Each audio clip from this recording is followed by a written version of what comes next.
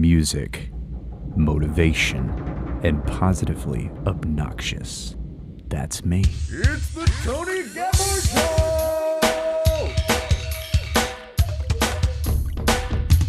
Hey everybody, this is Tony Gephardt, season number 2 of the Tony Gephardt Show. It's been a long time coming, and thank you for your patience. Was dealing with a burnt-out phase there for a little while and getting over the winter blues, as is for living in Alaska. I'm coped up here in my melting igloo now, and my penguin of a wife. Natalia is going to be so mad that I said that, but I'm just going to keep it in there anyways because I know it'll make her smile. I'm really happy because I'm excited about this episode.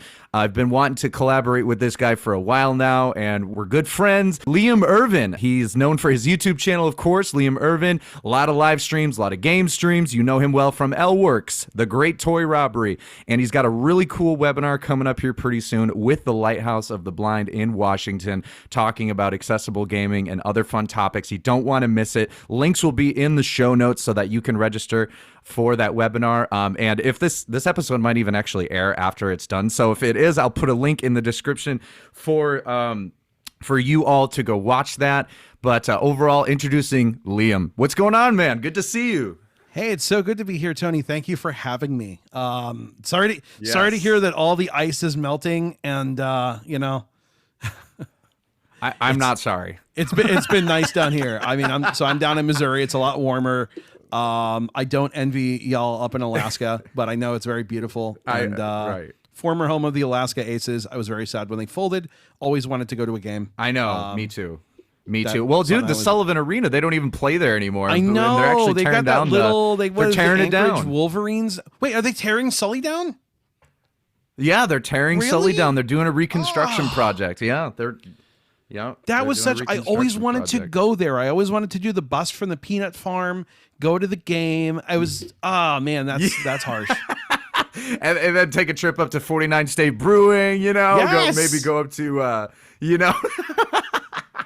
So it's someone's crazy. a fan for like everyone else who's listening to Peanut Farm. Like that was an Alaska Aces thing. Like they would have buses from the peanut farm that would go to the arena. They treated that it was a double A team in the ECHL, the East Coast Hockey League. They had a team in Anchorage because that makes sense, right? So they treated them like a professional team. They had like a section on the 10 o'clock news every night. Like it was amazing. They did. They had Yeah, a parade they did. for Yeah, them when no. they won the Kelly Cup. Like, how great! Yeah, it's changed. always Things wanted to have go. changed a lot. Yeah, always wanted to go. And even the Iditarod has changed a little bit too. This year we were Really? down quite a bit with our numbers. We only had 33 mushers joining the teams. Yeah, only I 33. love the Iditarod. I don't know if Alaska wasn't so cold, I would go there. It's too cold for me. I grew up in Chicago. I'm done with it. I want to go somewhere warm. Right.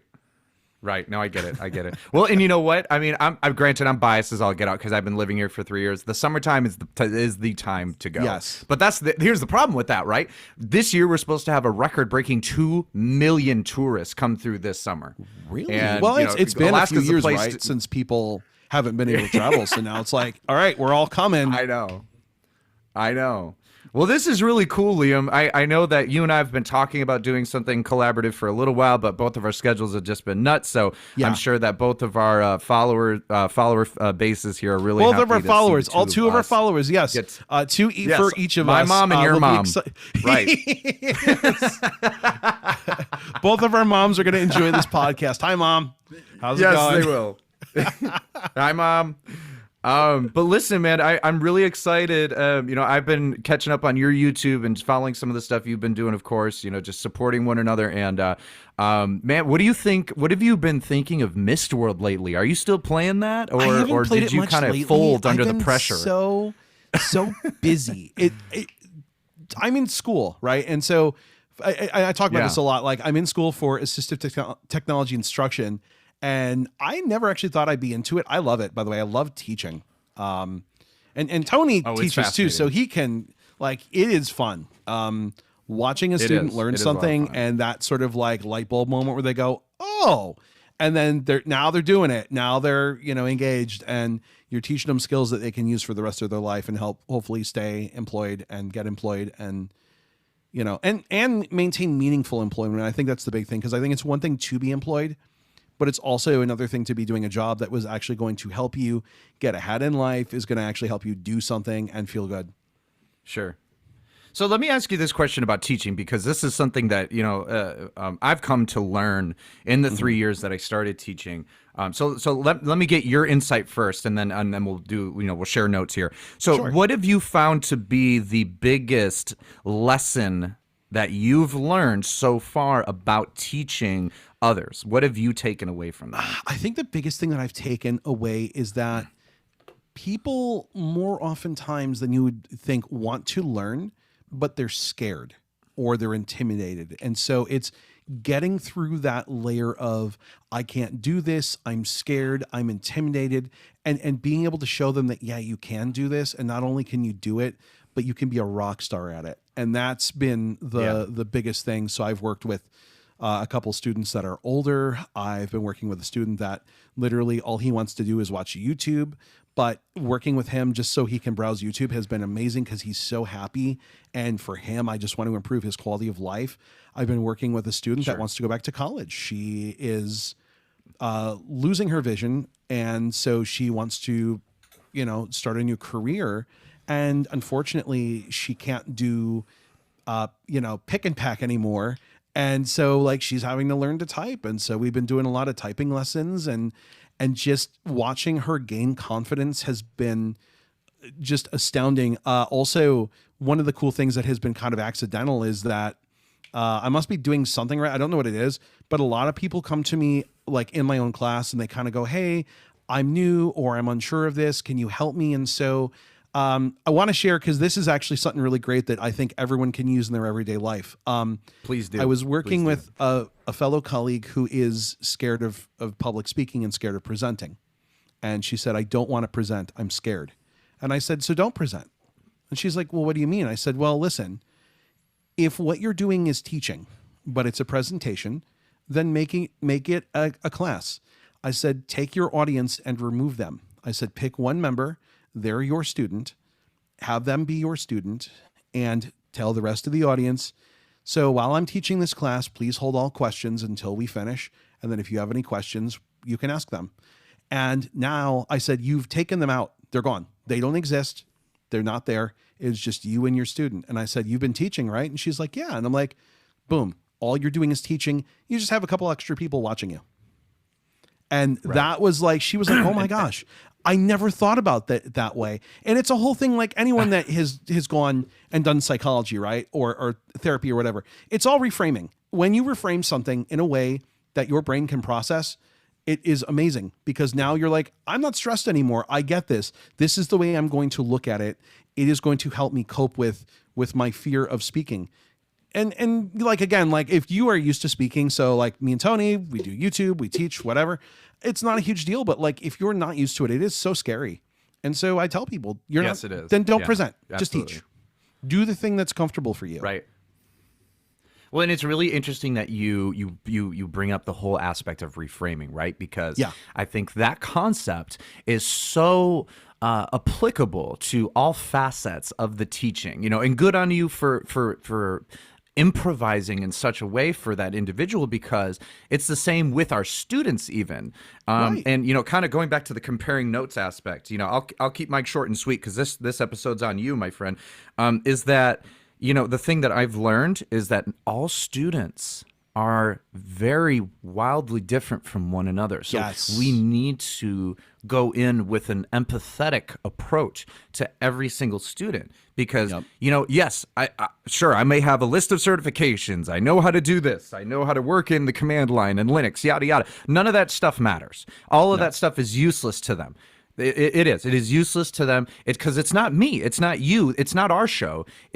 This is a professional and mentoring opportunity where that student is being trained so that they can go and train somebody else, or that they can go and do something that they've always wanted to do so that they can be successful. End of story. No, and I love that, because that's the beauty. I've always been saying since I started doing this is that individualized education is phenomenal, because, well, it's individualized, and I can teach you something one way, and then I can turn around and teach someone else something another way, but you're both gaining what you need. And I think that that's amazing. I always feel bad for people that teach like classes of 30 people because you really can't work on an individualized basis. It's hard. So it's amazing when I can just sit down with a student one-on-one and I'm like, listen, it's just you and me. We're going to work together. We're going to get this done. We're going to do this. And then, you know, too, like it's amazing when you get to know your student and they trust you. I've always said it is that teaching, especially in this industry, is 50% actually teaching and 50% therapy. Because there's going to be times where your student just needs to talk about how they're feeling and they just need to know that you understand and are there for them. And then they trust you and they will open up and work with you. And that is always, I think the building the trust is the hardest thing, especially as a teacher, like in an individual basis, because they're trusting you to help them and they might be scared, you know? I mean, and so it's that whole thing. They might absolutely be scared. And you know, because you've done a lot of that stuff, like more than I have, just as far as like in that sort of professional scene, like you know, you get that. And so like, I feel like that makes sense to you. I've got horror stories and I've got miracle stories. I'll tell you what. Right. And we all have the horror stories, scenario. but the thing is that we all learn from those. Right. And we do. I mean, we absolutely even our horror do. stories, I try to, cause I've been very blessed that most of my students have been really like good with learning. And part of that is one of the things I like to do is I like to figure out, okay, what's your motivation? What is the thing that you want to do? And then I like to use that to help them learn. So if I have a student that's into Broadway, okay, let's theme things on Broadway. I actually learned this from my cousin who is a special education teacher. She teaches like a small, like it's like a Bright Start, like second or third grade thing. And so for each of her students, she's got to kind of customize curriculums. And so she was discussing how she has a student that is, I think he might be autistic or something, but he tends to perseverate on Minecraft. And so one of the things that she tries to do is theme, if she can, something around it. I mean, you don't really want to endorse that sort of modality, but at the same time, like you want them to engage. And so sometimes you have to engage in that way to get them to focus on something. And so if you can turn it into something, I mean, it's hard. I'm certainly not an educational expert. I'm sure someone's gonna be like, no, Liam, you shouldn't do that. You shouldn't promote them being obsessed with Minecraft. But it's like, listen, all you want is your student to learn. And if they're and you got to gain their trust. Yes. That's it. You got to gain their trust. I would say gaining the trust is the biggest thing, because you're going to have a student that's like, yeah, I'm ready to go. And you're going to have other students that are really wary. And so showing them that you care and you want to help them is key. You know, it's funny. I am known for audio gaming and YouTube, and literally we've spent the first maybe 10 minutes talking about education, but it is something that is really important. I know. To me, isn't it great? But that's one of the cool, listen, well, whenever you catch a podcast with Liam, right, you're like, oh, he's going to talk about where Super Liam came from. He's going to talk about what he thinks about Forza or what he thinks about like whatever. But this is something different. And I love this because every time I do a podcast, normally it's, so how did you get into gaming? What did you do? What's your favorite story? And I like that. Don't get me wrong. But it's really cool to talk about other stuff. Well, and here's the thing. I know about that stuff, and everybody knows about that stuff. Yeah. What other podcast can you talk about the Alaska Aces? Come on. Like, seriously. Come on. Exactly. Yeah. I know. I'm telling you. Well, you know what I'm ready for this summer is the Girdwood Forest Fair. Have you heard about the Forest Fair before? I think I've read about it, but I don't know a lot about it. Okay, so essentially it's our 4th of July get-together. So Girdwood, right, about an hour away. I used to live there. Ski resort town, bunch of hippies, ski bums, coffee shops, you know, the works. And every summer, a town of about 1,500 people turns into a town of 10,000. And everybody in their RV gets together. We have 4 stages. We have vendors everywhere. People are, you know, walking up and down the streets with plenty of alcohol flowing through their bloodstream, and everyone's just enjoying the scene. Little blood in your alcohol, you know, just a little blood in the alcohol too. You know? I mean, that doesn't sound healthy. Please call 911. It's not. No, it's not. We no way condone this sort of activity, but I'm just saying, you know, we don't. We absolutely don't. None of our brands support this. This is all us individually. Make good choices. But Yes, make good choices. But anyways, listen, man. I'm really excited for this year alone. And one thing I do want to talk to you about is AI. Actually, the whole machine learning thing, man. Have you gotten your hands on GPT-4 or like Dolly AI and all so of this? So I messed with and have you GPT-4 a lot. I've done some really cool things with it. And I mean, obviously, so one of the cool things about the typing program I use, which by the way, if you've never used APH Typer with students, it's amazing. I highly recommend it. Ooh, okay. All right. It's very no frills. I don't know what you use for. I see you do a lot more like we use fun with typability. Okay, so fun with typability is cool. It kind of gives me nightmares, to be honest with you. But it is a really cool program, and students like it. It just kind of freaks me out a little bit. Tell me about APH Typer, though. I'm intrigued. So it's very no frills. It's all web based. It's not like Typeo, where Typeo is like, I mean, that's cloud based, but it's also a little more advanced. But it's essentially just a page. You choose a lesson, you follow the lessons. So whatever, home row, left hand, right hand, and then when you're done, you can email the results to your instructor. And it's really cool because it'll be like, student ID number 1 took this test. They got, 80% accuracy. This was their words per minute. And so you can take all that data and put it into like a comma sorted, like comma delimited values. So, comma separated values. Like so that. Like CSV, and then dump all that into GPT-4 and be like, hey, listen, here's all the typing tests for my student. And then what you do, stick time and dates on and start going, so what has their progress been looking like for the last 2 weeks? What are they best at? Where are they struggling? Where can I improve with them? What should we be focusing on? What is their, listen, right. You can do so much with it. And the beautiful thing is it's all, because, HIPAA is real. Like, I want a shirt actually that says it this. is. I want a HIPAA is real shirt. Because HIPAA is real. But the beautiful thing is it's all student ID numbers, so there's no identifying information. And so you can just dump all that that's good. data That's in. good. Yeah, dump all that data in and be hey, GPT-4, what should we do? Right. Dude, listen, and I'm with you 100%. Just alone in the last week. With content creation and with work, I've been able to do more in a week than I was able to get done in 2 months. Yeah.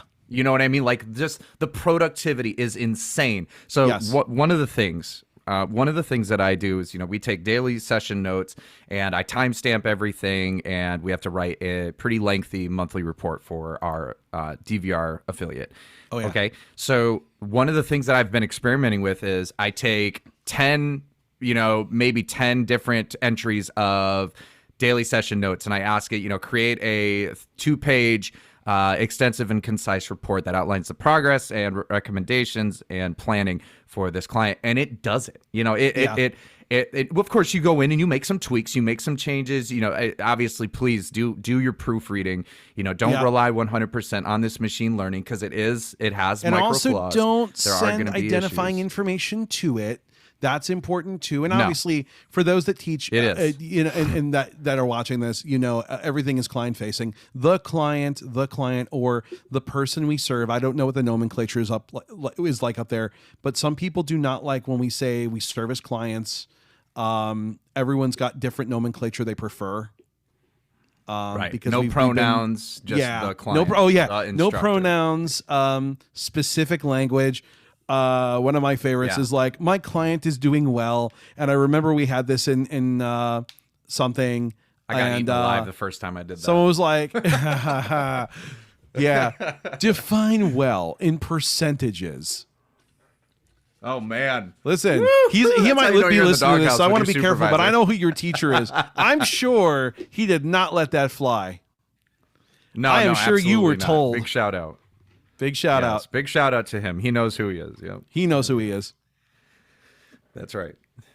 Well, that's incredible. Yeah, absolutely incredible. And dude, there's this new artificial intelligence called Vinia AI, and this thing, I was experimenting with it a couple of days ago while in the office.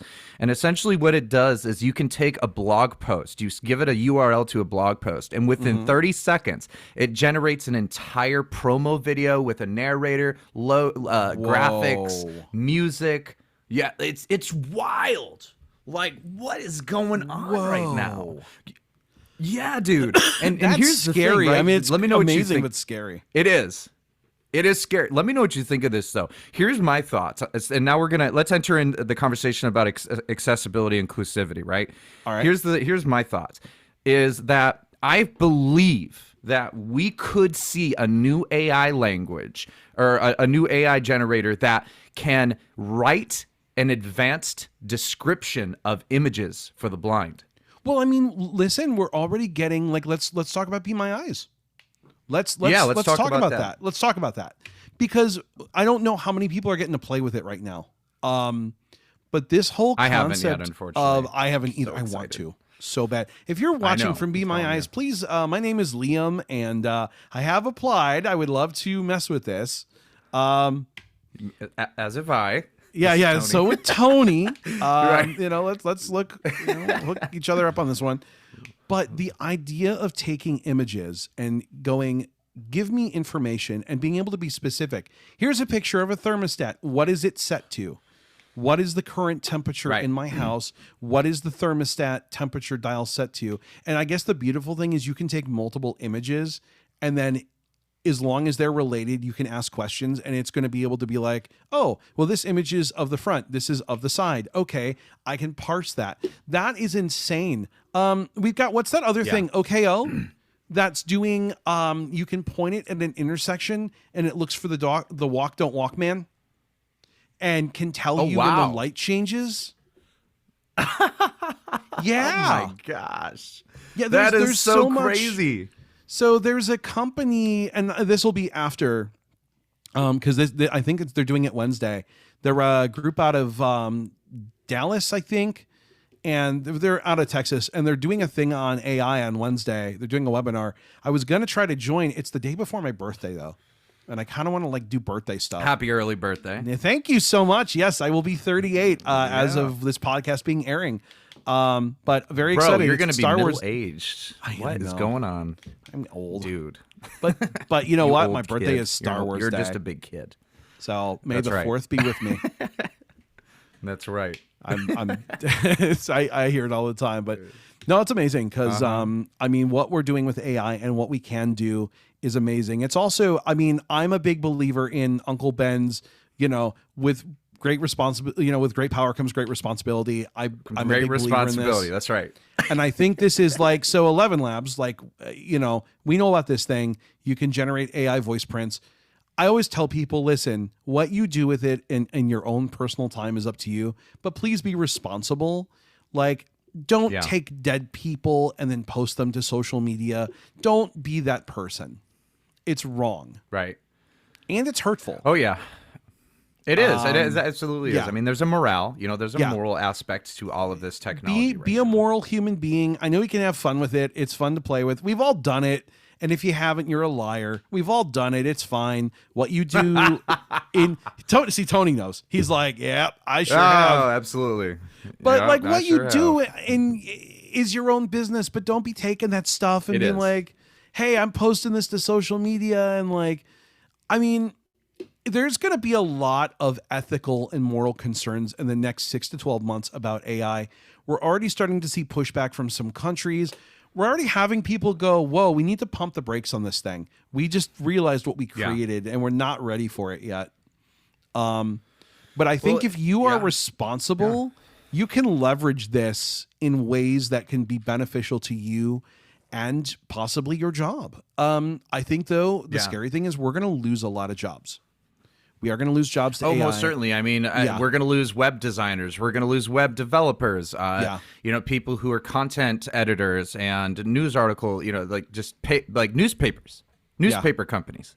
Of course it's been fluttering out. Of course, the last 10 years with the just the digital era just being so intense, but it's the truth. I mean, Microsoft, Amazon, Apple, a lot of the big tyrants in our world have laid off thousands of employees alone. That is frightening. I mean, it really is. But I mean, again, unfortunately, this is no different than when we had the Industrial Revolution and we invented the idea of the assembly line.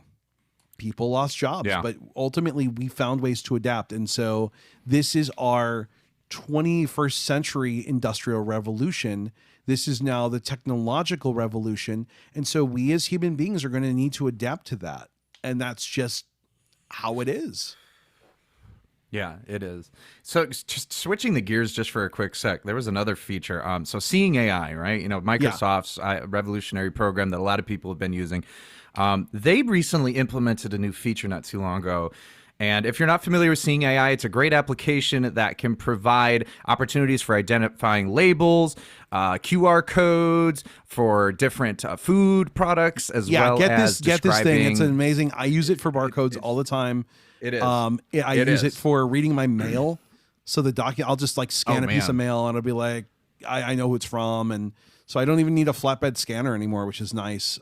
Saves space. It is. It's not like reading mail at your table. Listen, yeah. I know, exactly. We get to be cited for once. Yes. You know what I mean? So listen, there's this feature that they just implemented and rolled out a couple months back, and it's called World. Yes, World is really cool. It is, and there's an app that actually came out not too long ago, within the past 2 years, called Clue, that does essentially the same thing. Yes. Based on augmented reality, right? So what you do is you video your surroundings, and it will generate a snapshot of where you are, or in other words, your starting point. And then it's going to ask you to basically take a route, right? So let's say you're in a heavy office space, or maybe you're out at an arena going to see an Alaska Aces game, and you need to figure out, how to get from the bathroom all the way back to your seat in the upper balcony. Right. So let's just, it's an advanced opportunity there.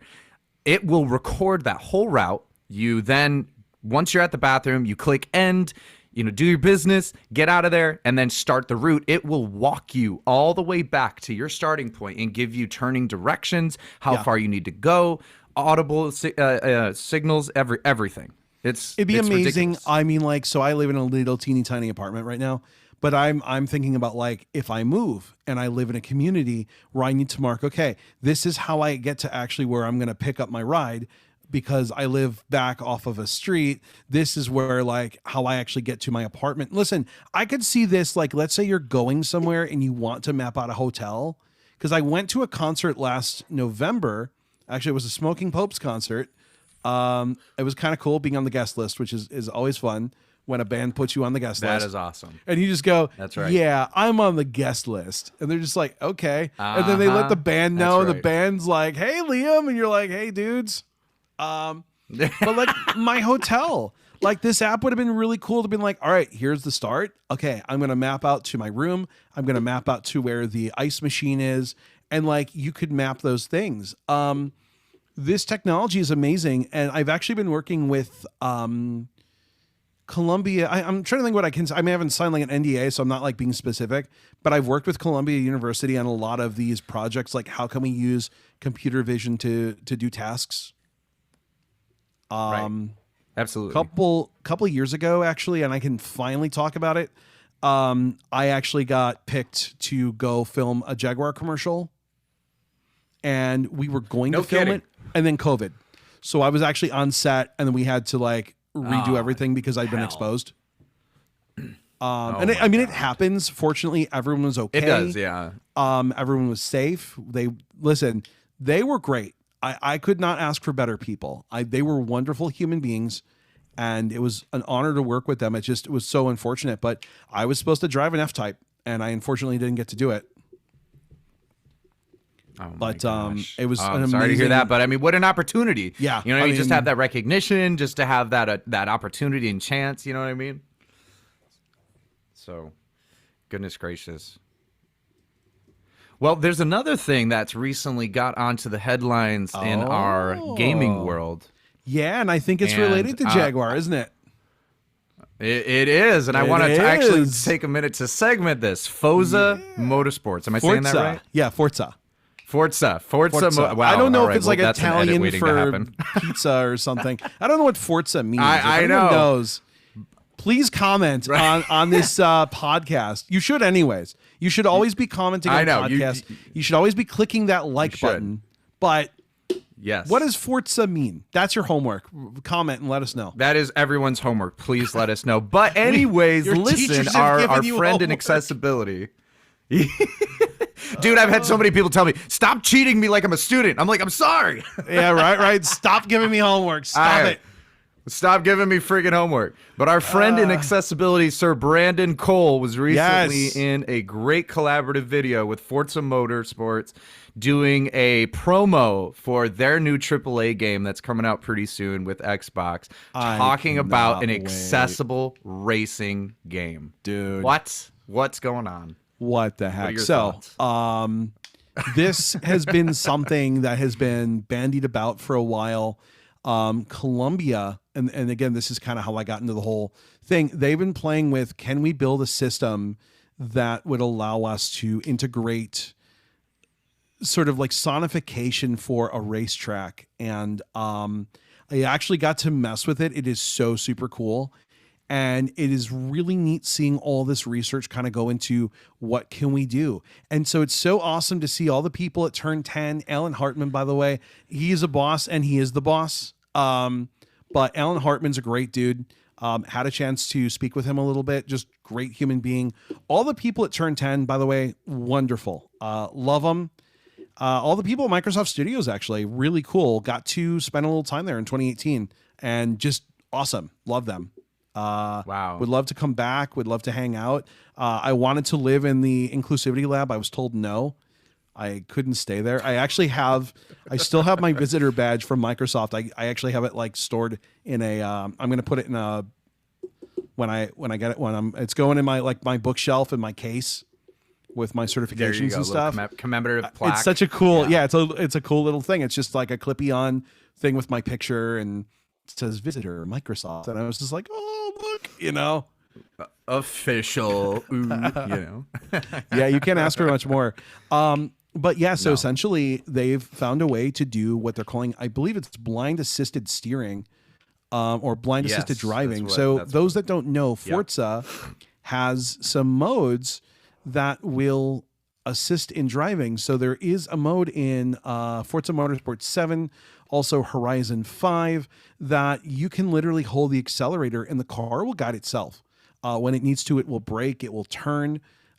In Horizon 5, it's a little hard because it's an open world system. So it's a little hard to travel and navigate. But Motorsport, which they're relaunching, is just Forza Motorsport. It's not FM8, it's just Forza. Is a track-based game. So it's all about races. It's all about like completing these missions, and you get to buy cars and customize your cars and tune your cars.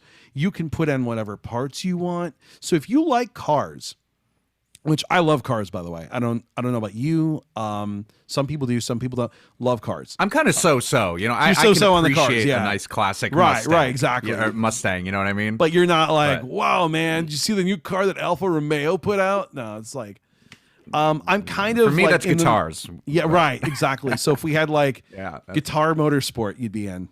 So if we had like Guitar Hero, you might be. Maybe not, because you'd be like, why am I pushing 5 buttons when I can just pick up this guitar and just play it? I know. Right? Oh gosh, that's always been the big thing. Why people thought they were a genius when they could master Dragon Forces through the fire and the flames. And it's just like, you don't even have any idea. No, you don't know. You don't know. But continue, I mean, it's so please, cool. continue. It's so cool because, I mean, this is huge for the community. This is huge for us. And having a game that you can actually fully enjoy, because I like Forza, but the problem with Forza is I just hold a button down and the car drives itself, which is fun. I like it. But I don't really feel like I'm playing autonomous. the game. Right. I don't feel like I'm playing the game. I feel like the game is playing itself. I'm happy that I can be sort of in the game, but I can't use it in all situations. So if I go online, I can't race my friends because all my friends will just bump me off the track. But now I can play with some friends and maybe even strangers and have my blind steering and actually drive a car and do these things that we just couldn't do. And they finally implements, right? And they thought a lot about looking ahead. So one of the problems is that like you know coming up where to turn, but auditorily that's always been a problem. So they've looked at like, how do we do a look ahead to like let people know what's coming so they can prepare? So like if I tell you like, hey, you got a hairpin turn coming up, but I don't warn you, you can't slow down in time. There's no way. You can't do it. But they've thought about that. I think Brandon's been on this for 3 years. So it's been a long consultation. So that's been kind of crazy, but it's so exciting. I don't know if there's a release date yet. I want the game. I will be streaming the ever-loving heck out of it. Because again, I love cars and I love the idea of collecting. And that's one of the cool things about the game. So you can like find the cars that you like. There's like 300-400 cars in the original Forza. So there will be tons. And so if you like the Lotus Elise, my uncle has one. He's got a 2005 Elise. Like I bought that when I played the game. So I was like, I got my uncle's car. Like this is kind of cool. You can get the cars that you like. If you do enjoy, if you had some vision and you know what these cars look like and you had a favorite brand, now you can do that.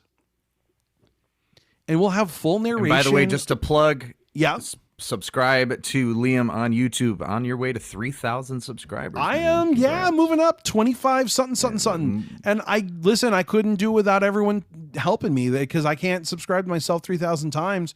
So having the support and the love from the community is amazing. It is. It absolutely is. So glad to be a part of that. Though. Thank you. I know, man. Me too. So it's just so interesting, brother, because like we're finally seeing such levels of inclusivity on modern games. I mean, Last of Us, God of War, Mortal Kombat, just to name a few notable, honorable mentions. And this, by the way, is going to be a big year for gaming. It won't be a landmark banner year, but like let's talk about Mortal Kombat. Mortal Kombat 12's coming. Yeah. We don't know officially. It is. They kind of bumped it during a Warner earnings call. But 12 is coming. Street Fighter 6, we're a month away from that. Listen, they've done a whole accessibility deck. Now, what I don't know is if they've added narrated menus. So it's kind of one of those things where we can allegedly, only pray. Yeah, right. So they've done a whole thing for letting you know, like, is your opponent aerial? Are they on the ground? Are you in the middle of a combo? I don't know if they've done accessible frame data yet, but like, there's a whole lot of stuff in that game. Also, for those that are like Street Fighter's hard, they've done a lot of sort of things to make the game. Now I'm going to use the term accessible, but that doesn't mean blind accessible. That just means easier. But they've made the game more accessible to the casual fan.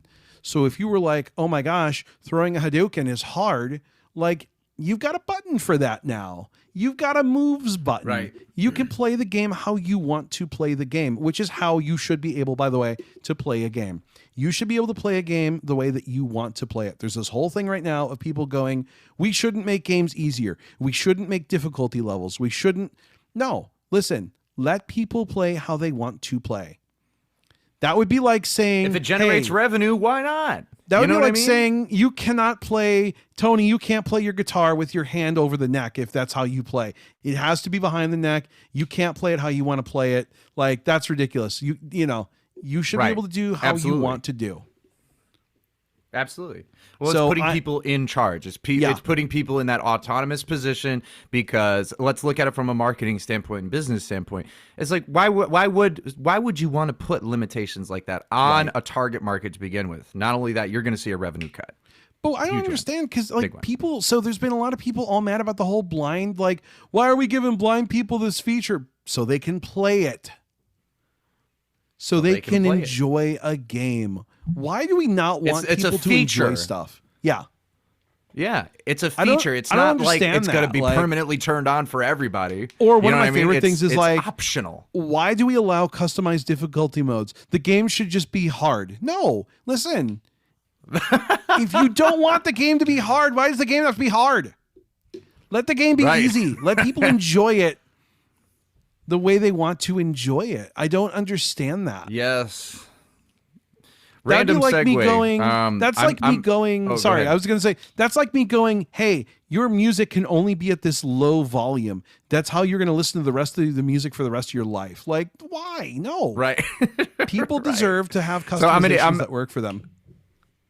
Yeah. I'm super ADHD, and the show will usually go in a few different directions. All right, sorry. Lately, no, you're fine. You're good. You're good. I have this tendency to get on watch... something, and I will sit on it, and then like people are like, "All right, Liam, all right," and they'll do like the finger circle wrap up motion where it's like, "All right."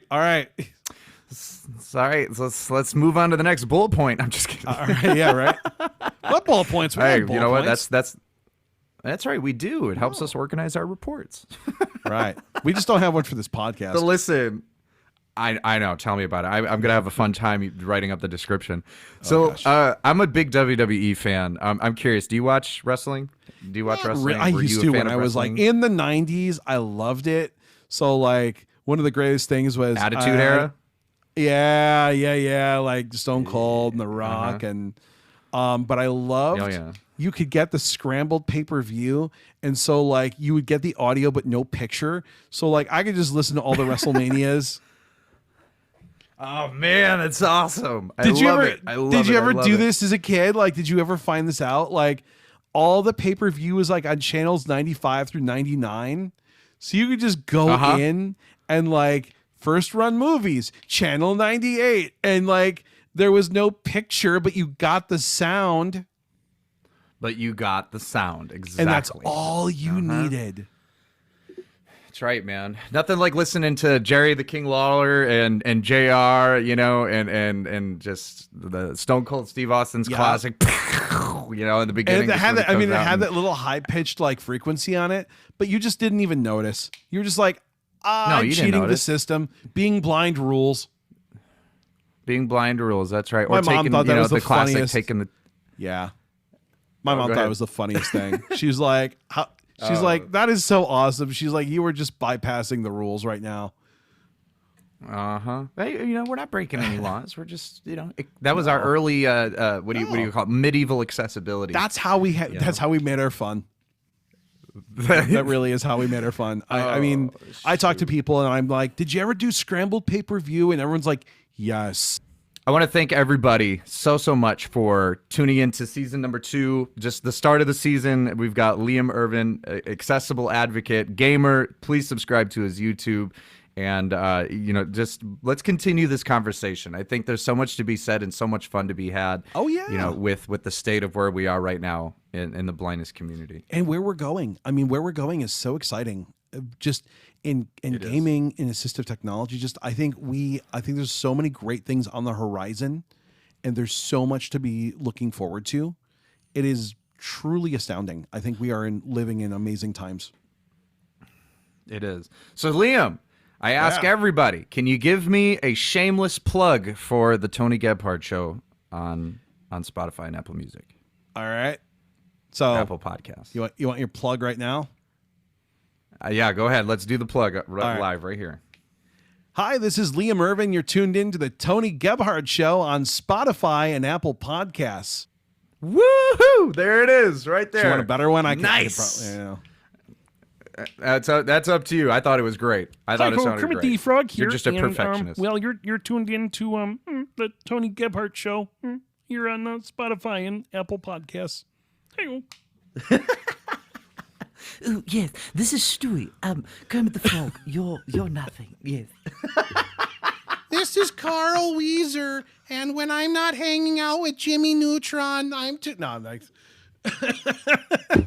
I'm hanging out with Judy Neutron.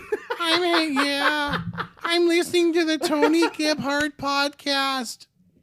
You know, I mean, my gosh. Dude, you're awesome. You are awesome in all ways, my friend, and I'm grateful for our friendship, and I hope that we can do this again. No, we have to do this again. I feel like this is just part one of many. Please, if you haven't already, though, please subscribe to me on YouTube. We have a blast. It is a warm, welcoming, safe place. If you're looking to learn about games, every Friday morning, I chat with viewers. You can just come in and chat, talk about what's going on in your world. We'll talk about what's going on with mine. We, one of my friends, we vote on his breakfast. So you get to vote what Brian has for breakfast every Friday. We voted for 7-Eleven. We voted for his energy drink, and we voted for the spicy smoked cheddar sausage. So you get to help Brian make big life decisions. You do. I think pretty soon we're going to be And- voting on whether he signs his mortgage or not. So that'll be cool. So come for that. Oh, I mean, man. Yeah, please come for that. nothing like putting your life in the All right, hands this is- of people in a chat room. Yeah, I know. All right, this is the Tony Gebhardt Show. Music, motivation, and positively obnoxious. GreatNonprofits.org is a 501c3 nonprofit. Great Nonprofits helps people focus on making good giving decisions based on socially sourced feedback and reviews. Go to www.greatnonprofits.org and type in your zip code or city to find a charity or nonprofit near you that you can help.